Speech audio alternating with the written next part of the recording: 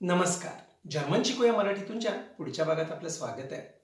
गेल्या 42 भागात आपण जर्मन मधल्या बऱ्याच ग्रॅमॅटिकल कन्सेप्ट शिकलोय. ह्या भागात आपण शिकणार आहे की B1 चा एक्झामिनेशन पॅटर्न कसा आहे आणि मला आणि माझे जे स्टुडंट्स होते त्यांना एक्झामिनेशन मध्ये उपयोगी पडलेल्या काही टिप्स होत्या त्या पण मी तुम्हाला देणार आहे. आता मी स्वतः माझं सगळं जे जर्मन शिक्षण आहे ते गोयथेमधून केलेलं आहे आणि माझे स्टुडंट्स पण ज्यांनी जे एक्झाम दिलेत आणि ज्यांना चांगले मार्क्स पडले ते पण गोयथेच्या एक्झाम मधून होते. त्यामुळे मी बोलताना आता गोयथेच्या पॅटर्न बद्दल बोलणार आहे.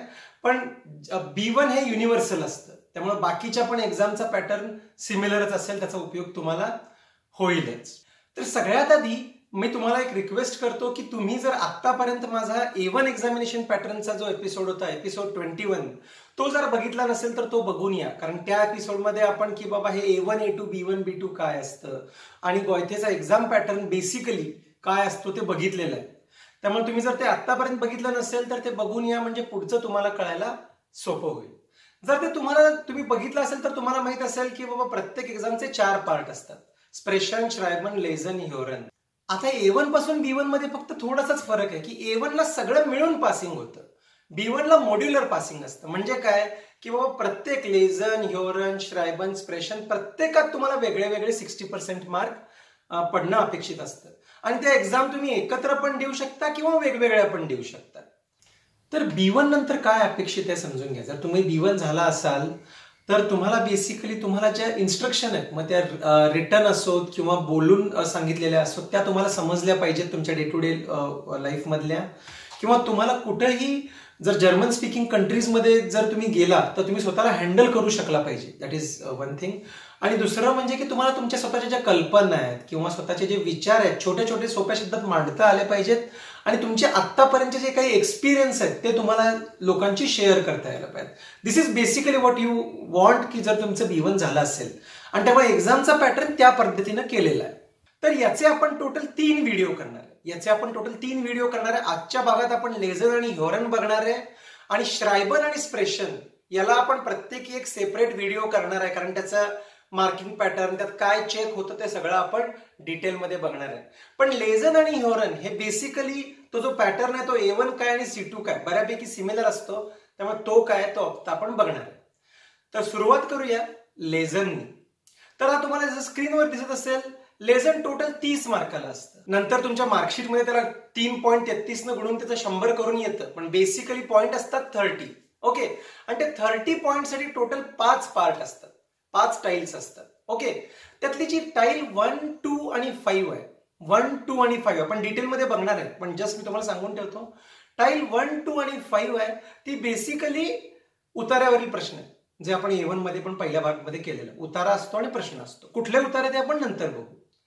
तिसरी टाईल खूप इंटरेस्टिंग आहे. त्यात तुम्हाला जोड्या जुळवा असतं. आपण लहानपणी बघितलेलं तसं की 10 ऍडव्हर्टाइजमेंट असतात, 7 लोक असतात आणि तुम्हाला ते जोडायचे. अगेन आपण डिटेलमध्ये बघणार आहे. आणि चौथी माझी सगळ्यात फेवरेट टाईल आहे की ज्यामध्ये तुम्हाला एक कन्सेप्ट दिलेली असते की एक विषय दिलेला असतो आणि लिहिणारा त्याच्या बाजून आहे की त्याच्या विरुद्ध आहे, येस की नो एवढंच बघायचं असतं. त्याला 7 मार्क आहेत. एकदम इंटरेस्टिंग, एकदम स्कोरिंग विषय. ओके. तर टोटल किती झाले बघा. पहिल्याला 6, 6, 7, 7 आणि 4 असे टोटल 30 मार्क. आता आपण प्रत्येक हे डिटेलमध्ये बघू. ओके. तर पहिला पार्ट जो आहे, पहिला पार्ट असतो तो जनरली एखादं मेल किंवा ईमेल किंवा ब्लॉग, जनरली एक पर्सनल उतारा असतो आणि त्याच्यावर 6 प्रश्न असतात, राईट किंवा रॉंग. उतारा बघायचा, वाचायचा, त्याचे पॉइंट्स तुम्ही काढू शकता आणि राईट किंवा रॉंग. एकदम स्ट्रेट फॉरवर्ड आहे. राईट.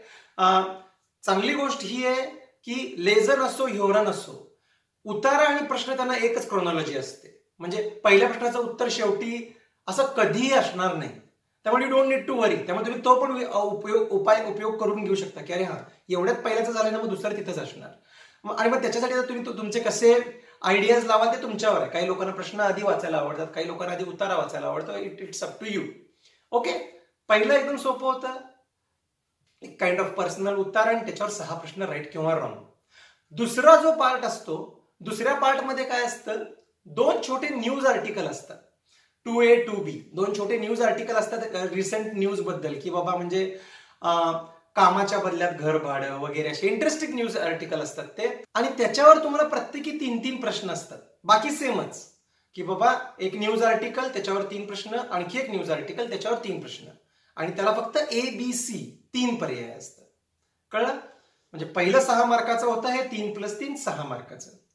5वं जे असतं ते सिमिलर 4 मार्काला. तुम्हाला एखाद्या गोष्टीच्या इन्स्ट्रक्शन दिलेल्या असतात, की बाबा तुम्ही घरी काहीतरी आणलंय एखादं टेबल आणि ते जोडायचं कसं, त्याच्या इन्स्ट्रक्शन. किंवा मोस्टली असतं की बाबा तुम्ही एखाद्या फिटनेस स्टुडिओमध्ये गेलाय, तुम्ही एखाद्या हॉस्टेलमध्ये गेलाय, किंवा तुम्ही एखाद्या स्विमिंग पूलमध्ये गेलाय, त्याचे रूल तुम्ही काय फॉलो केले पाहिजेत, आणि मग त्याच्यावर 4 प्रश्न. जनरली हे सोपं असतं, कारण तुम्ही ज्यावेळी इन्स्ट्रक्शन लिहाल त्यावेळी तुम्ही अशा आडव्या तिडव्या मार्गाने लिहिणार नाही ना, की बाबा म्हणजे स्विमिंग पूलमध्ये जायचं असलं तर जा, पण बुडला तर जबाबदारी आमची नाही, असं तुम्ही लिहिणार नाही. त्यामुळे it is always straight forward. त्यामुळे हे 4 मार्क पण सोपे असतात. तर आपण किती बघितले? 6, 6, 4, 16 मार्क बघितले. आता तिसऱ्या टॉपिक कडे येऊया. तिसरा टॉपिक अतिशय इंटरेस्टिंग. काय असतं माहितीये का, की जनरली एखादी थीम घेतली असते. म्हणजे काय, की तुम्ही सुट्ट्यात करायचे जॉब्स, किंवा तुम्ही कुठली पुस्तकं वाचणार वगैरे, अशी एखादी थीम असते. आणि त्या थीम रिलेटेड 7 लोक असतात, आणि त्या 7 लोकांना काहीतरी करायचं असतं. म्हणजे फॉर एक्झाम्पल जर थीम असती सुट्ट्यातली थीम, तर एखादा जॉन म्हणून आहे, त्या जॉनला बाबा सुट्टीमध्ये म्हणजे फॉरेनमध्ये जाऊन काम करायचं. दुसरा कोणीतरी आहे बाबा, एक एमिली आहे, तिला सुट्टीमध्ये काम तर करायचंय पण त्याबरोबर फ्रेंच पण शिकायचंय. तिसरी कोणीतरी आहे की बाबा तिला सुट्टीमध्ये काम करायचंय पण त्याबरोबर कॉम्प्युटर पण शिकायचंय. असे त्यांचे 7 सिच्युएशन असतात.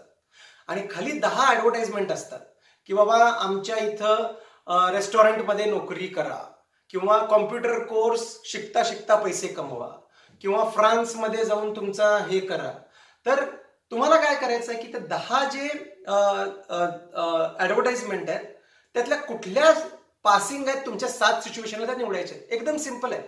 खूप म्हणजे एन्जॉय करण्यासारखं आहे. मी स्वतः हे खूप एन्जॉय करायचो. अर्थात त्यांनी एक काय केलंय की बघा ऑलरेडी 10 आहेत, त्यातली एक एक्झाम्पलला दिलेली असते, त्यामुळे खरं तर 9 असतात अवेलेबल. 9 ऍडव्हर्टाइजमेंट आहेत आणि 7 लोक आहेत, त्यामुळे ऑलरेडी 2 तर मिळणारच नाही. प्लस त्यांनी काय केलंय की थोडंसं हार्ड व्हावं म्हणून की या 7 मधल्या कुणातरी एकाला ह्यातली कुठली पण ऍडव्हर्टाइजमेंट जुळणार नाही. तिथं तुम्हाला O किंवा 0 लिहायचं आहे.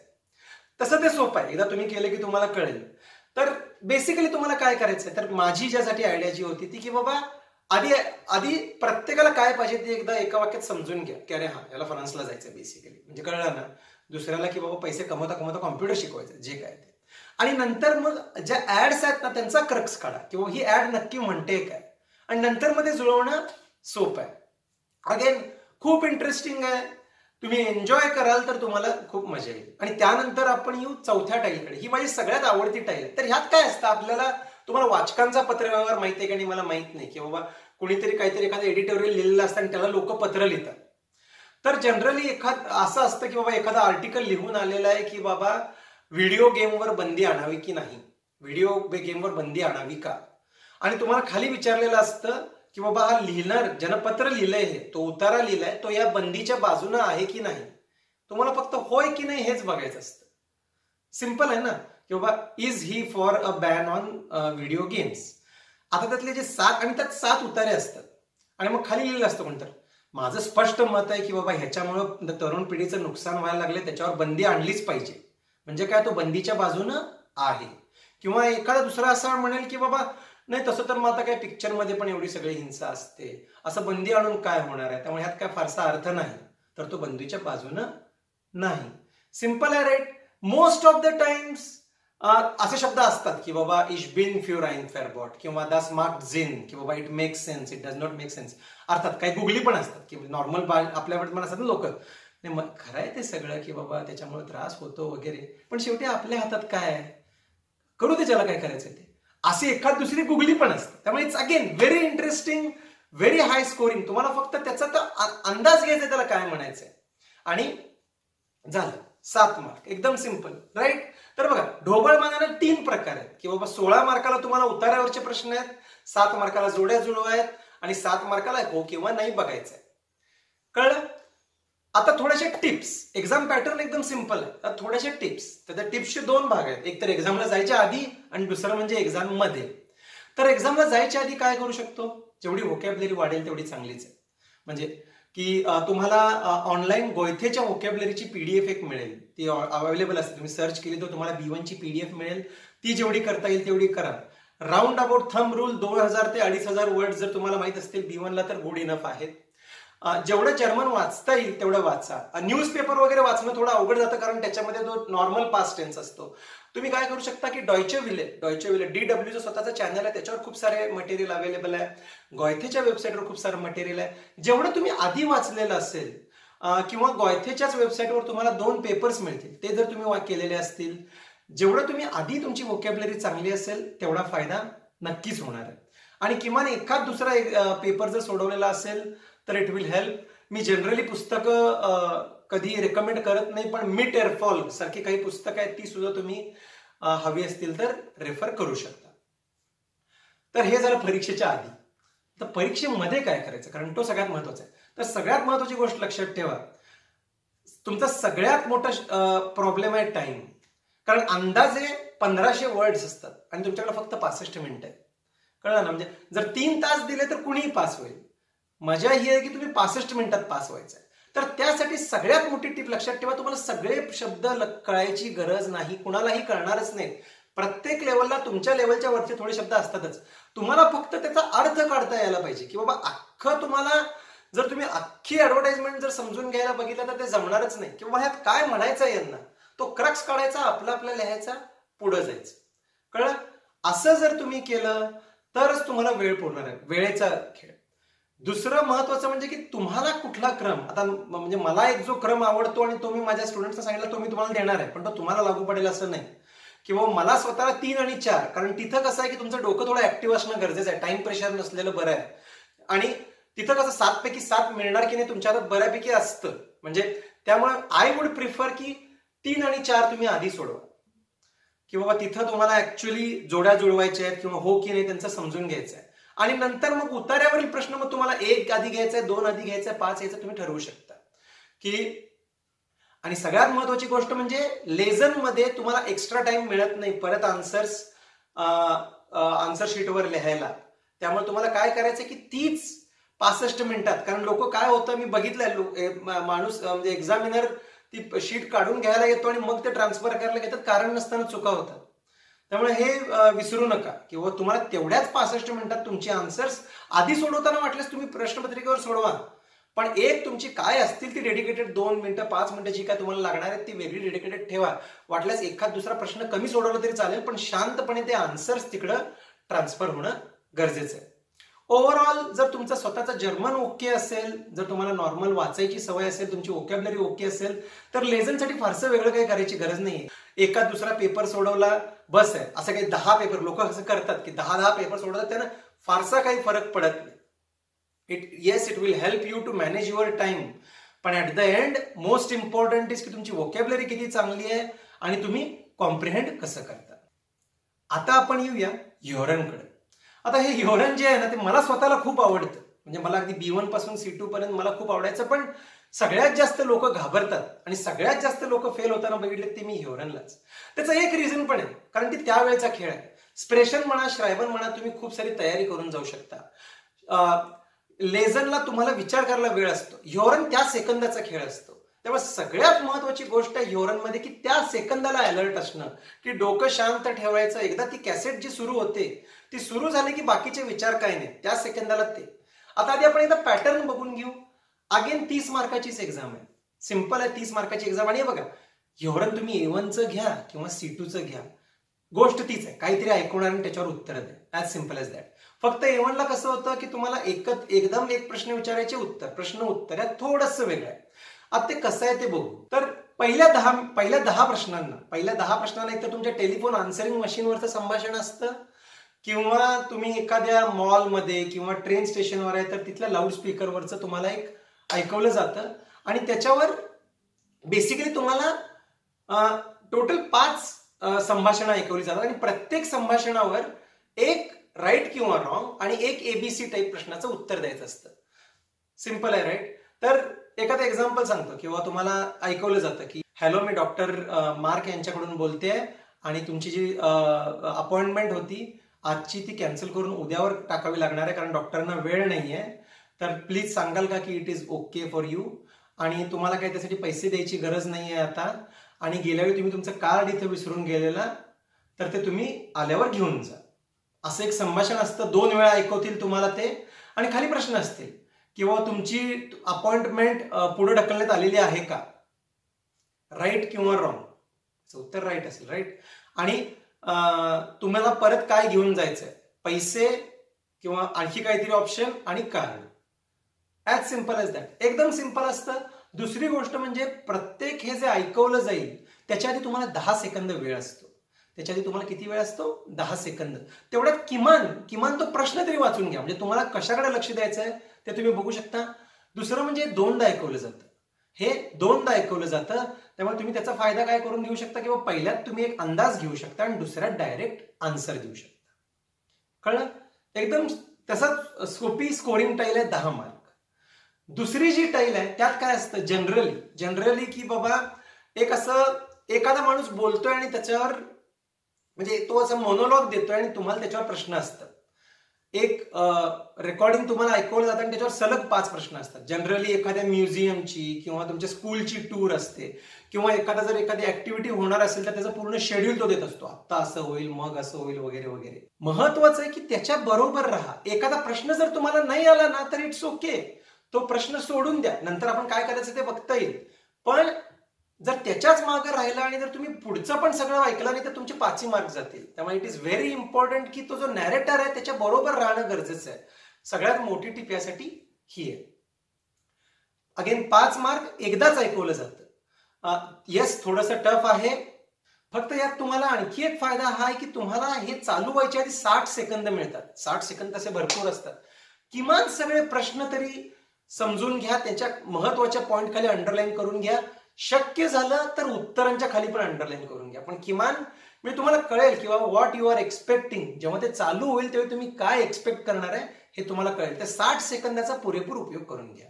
पुढचा जो पार्ट असतो तो असतो की 2 नेटिव्ह लोकांमधलं, म्हणजे की 2 ज्यांची मदर टंग जर्मन आहे अशा लोकांमधलं संभाषण असतं. आणि परत एकदा तेच की बाबा सलग ते चालू असतं. तुम्हाला महत्वाचं काय आहे की बाबा एखादा प्रश्न नाही आला तर चालेल, पण त्यांच्या बरोबर राहा. हे किती मार्काला असतं, 7 मार्काला. इथं फायदा काय आहे की इथं राईट किंवा रॉंग, तुम्हाला फक्त राईट किंवा रॉंग एवढंच बघायचंय. कळलं? तर अगेन असं होणार की तुम्हाला सगळे शब्द नाही कळणार. It is expected. पूर्ण ह्योरनमध्येच ते एक्सपेक्टेड आहे की प्रत्येक शब्द तुम्हाला कळणं एक्सपेक्टेड नाहीये. त्यांना काय म्हणायचंय हे कळणं महत्वाचं. परत एकदा हे चालू व्हायचे ते तुम्हाला 60 सेकंद मिळालेले असतात, त्याचा पूर्ण उपयोग करून घ्या. किमान प्रश्न, कारण आता रिस्टिश फॉल्ट तर बघायची गरजच नाहीये. प्रश्न काय किंवा तुम्हाला काय हवंय ते ऍटलिस्ट समजून घ्यायचा प्रयत्न करा. हे झाले आतापर्यंत 10, 5 आणि 7, 15 आणि 7, 22 मार्क. आता होतं काय की कधी कधी लोक इथंच थोडीशी डिमोरलाइज होतात, तर ते होऊ द्यायचं नाही. कारण चौथी जी टाईल असते 8 मार्काची ती सगळ्यात सोपी. इथं काय असतं की जनरली एक मॉडरेटर असतो आणि 2 लोक असतात. म्हणजे तुम्हाला एक प्रेझेंटेशन रेडिओवरचं ऐकवत असतात आणि एक डिबेट काइंड ऑफ असते, डिबेट किंवा डिस्कशन असतं. आणि एक मॉडरेटर असतो, एक प्रो आणि एक विरुद्ध बाजूने बोलणारा असतो. आणि तुम्हाला फक्त एवढंच असतं की बाबा ABC 3 पर्सन आहेत आणि खाली प्रश्न असतात आणि यातला कुठला प्रश्न कुणी बोलला, मॉडरेटरनं बोलला, ह्या पर्सननं बोलला की त्या पर्सननं बोलला, हे तुम्हाला सांगायचं असतं. एकदम सिंपल असतं. यात खूप सारे फायदे आहेत. पहिली गोष्ट म्हणजे की बाबा ते तुम्हाला 2 वेळा ऐकवलं जातं, त्यामुळे पहिल्याच्या तुम्ही अंदाज घेऊ शकता आणि दुसऱ्या वेळी तुम्ही त्याची परफेक्ट आन्सर्स देऊ शकता. दुसरा फायदा काय असतो की बाबा तुम्हाला 60 सेकंद आधी वाचायला पण मिळालेले असतात. आणि तिसरा फायदा असतो की जनरली तिघांपैकी 2 मेल 1 फिमेल असतो, त्यामुळे तुम्हाला एक आवाजावरनं पण कळत असतं. लोकांच्या आवाजामध्ये फरक असतो, तो पण तुम्ही लक्षात ठेवू शकता. दुसरं गोष्ट म्हणजे लॉजिकली, अर्थात हे थोडंसं म्हणजे एक्स्ट्राच आहे की लॉजिकली सुद्धा, की बाबा आता समजा एखादा विषय आहे की बाबा लहान मुलांना म्हणजे पाळणा घरात ठेवावं की नाही, आणि एक मॉडरेटर आहे आणि एखादा त्याच्या बाजूने बोलणार आहे आणि एखादा त्याच्या दुसऱ्या बाजूने बोलणार आहे. आणि जर समजा खाली असं आलं की असं म्हटलेलं आहे की माझ्या मते पाळणा घरात ठेवणं म्हणजे मुलांवर अन्याय आहे. आता असं बोलणारा मोस्ट लाईकली पाळणा घराच्या विरुद्ध असणार, राईट. हे तुम्ही लॉजिकली एक समजू शकता. अर्थात महत्वाचं काय की तिथं तो काय बोलला हे ऐकणं हेच सगळ्यात महत्वाचं. पण ही सगळी तुम्हाला हेल्पसाठी आहे.